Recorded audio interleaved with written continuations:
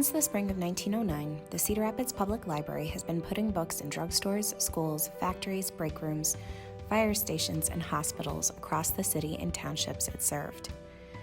The goal was to establish a library agency within easy walking distance of each section of the city, and over the course of the next 125 years, your library was able to deliver, making sure that there were bohemian collections supplied to the 16th Avenue neighborhood and factories where immigrants were working and fulfilling special requests for patients in hospitals, to ensure that the collections were appropriate and relevant to the people they were serving.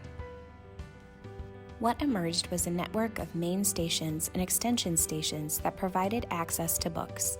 The number and types of these stations varied throughout the years, responding to the needs of the community, and will continue to do so as Cedar Rapids grows. One of the most important locations is the Kenwood branch. Its story begins when the Village of Kenwood Parks Council contracted for services with the Cedar Rapids Public Library in 1912. A reading room was created in the parlor of the village's only church. It quickly became apparent that the demand for services at the Kenwood Park Deposit Station could necessitate a potential branch. In 1916, Kenwood Park Station moved to the village's street iron voting booth on First Avenue. During that winter, 100 books per day were being checked out, even though it was only open 3 hours per week. In 1926, Kenwood Park was incorporated into the city of Cedar Rapids, and consequently, tax monies were allocated to the branch and services increased slightly. The patronage justifies additional service, Joanna Hagee noted in the 1929 annual report.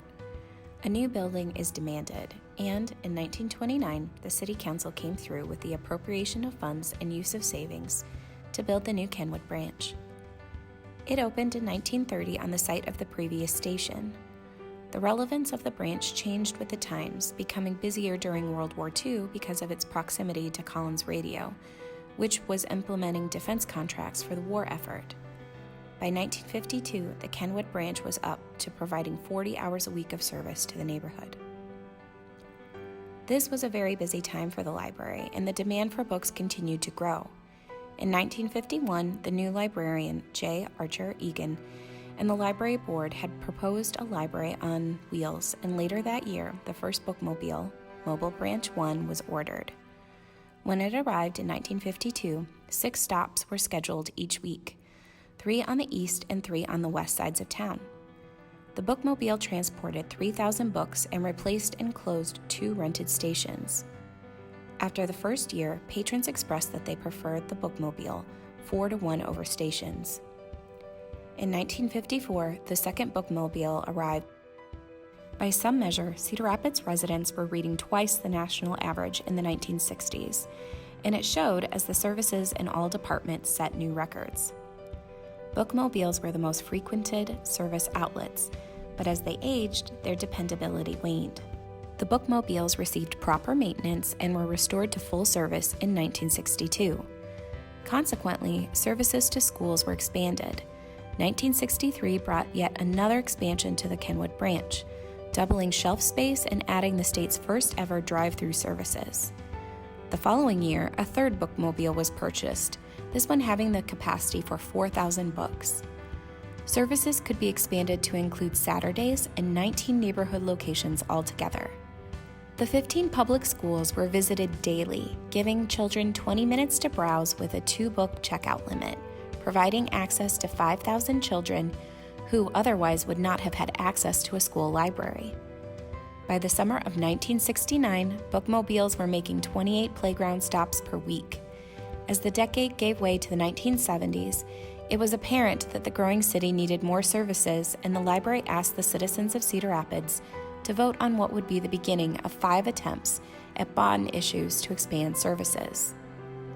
In 1971, the first bookmobile was retired, followed by the second the following year.